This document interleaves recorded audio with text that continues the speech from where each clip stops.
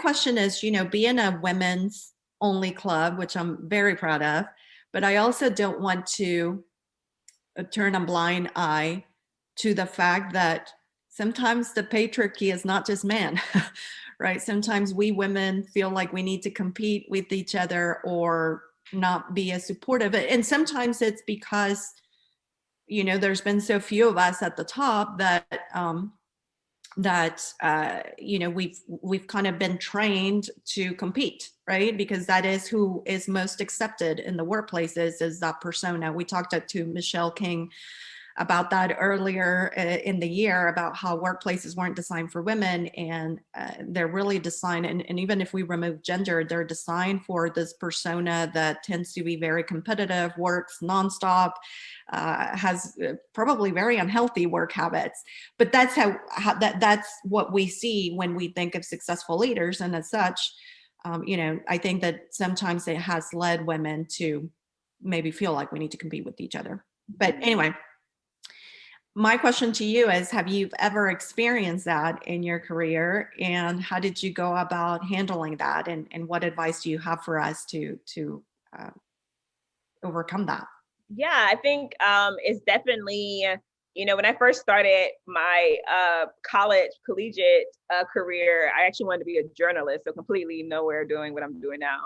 And in media, like the competition with women was definitely something that was almost like poisonous, right? And so have felt this kind of sentiment throughout my career, not as much, I would say, like over time as I've moved forward, but I do feel like it is something that is real, and we are put in a situation where people expect us to compete, or oh, there's only going to be one woman at the top that has this C-level suite. So who of the women here will get that job or that role? And again, it's the power dynamics that have kind of put those structures in place to make it feel like this crabs in a bucket type mentality where people are like pulling each other down, trying to get to the top.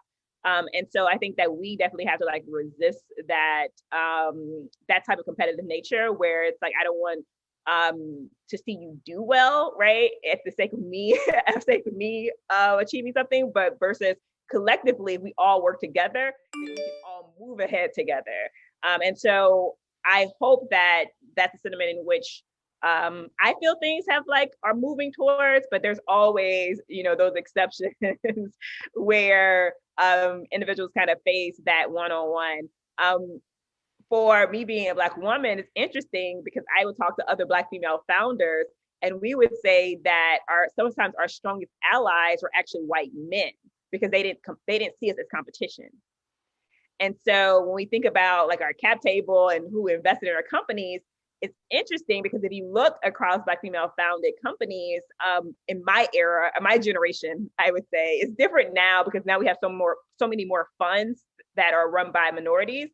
But when I started raising capital and, white men had to pocket, the checks, we found that it was less competitive of a nature spirit by having white men as allies because they just generally didn't see Black women as competition. Now, whether that's a good thing, right, or a bad thing, when you think about it, it was the reality of the situation.